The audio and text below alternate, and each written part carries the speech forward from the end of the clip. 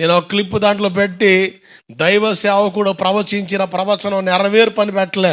దేవుడు చెప్పిన మాట నెరవేర్పును చూస్తున్నాం. దేవుడికి స్తోత్రం కలుగునుగాక.